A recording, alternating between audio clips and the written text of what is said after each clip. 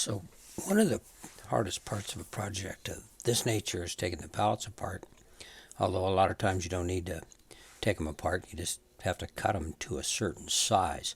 Now this video is the best video I've seen on taking pallets apart, but I'm going to give you a little variation on that.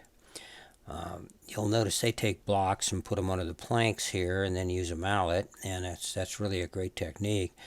But you can actually sort of, I should say, accomplish a little more at the same time by putting a block under each one of the planks where it's joined to the 2x4. And then those blocks are kind of important. They kind of keep everything from sliding on you from side to side. And you see all we have to do is take a lot of weight, which is really what a sledgehammer is. And I'm not swinging it, I'm just dropping it.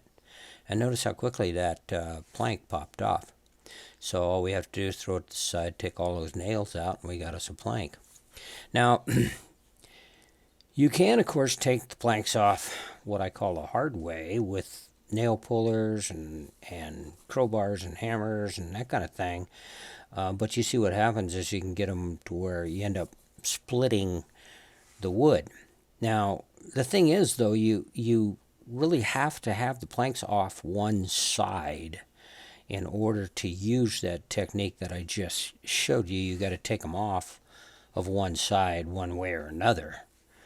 Now, the easiest way I know to get the planks off of one side is, quite frankly, just cut them off. Now, it's not like you end up with useless wood out of this. Some of these little short pieces here we're going to end up being able to use in our raised bed garden in various other places. But now you have it at least where you should be able to get the other side off using the technique I just showed you. And by the way, I've dubbed over the audio on this because the wind was blowing so hard. So if it looks like I'm not synced with the words, I'm not. Now the thing is, we still have to take off those remnants from having cut it off, and that puts you back in the world of needing to use nail pullers and crowbars and that sort of thing, which, really isn't that big deal. You wouldn't even have to do this if you didn't want to keep the 2x4s, but I need the 2x4s as well. Now, pulling nails is all about leverage, and a lot of times all you really have to do to get a little bit of leverage is just stick a little block underneath whatever it is you're using to pull. Sometimes it's easier to use a hammer. Same principle works. Stick a little block underneath it, and there you go. Now those nails are hard to pull because they get that little twist in them. I call them no-pull nails. So they do take some time and energy to do. However, at some point we'll get it to where we have all the planks and the remnants off of one side. And that's what we have here. And that puts us in a situation where we can use multiple blocks at a time to take the planks off. Now, as it turns out, if you have a lot of pallets that are really the same size, well, you're just kind of silly not to do this, which is really make yourself a little tool to make it very easy to get those blocks underneath the plank.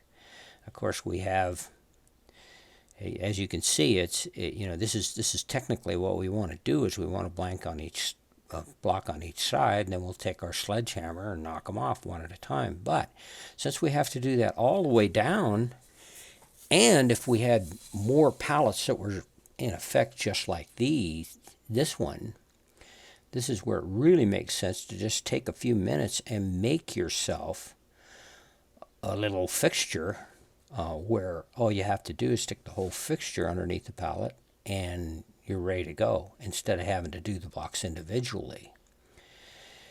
And all that takes is really a plank that's about the right size, and then of course we have all sorts of screws and screwdrivers, and we know all about pilot holes and such, and so it's really no big deal whatsoever.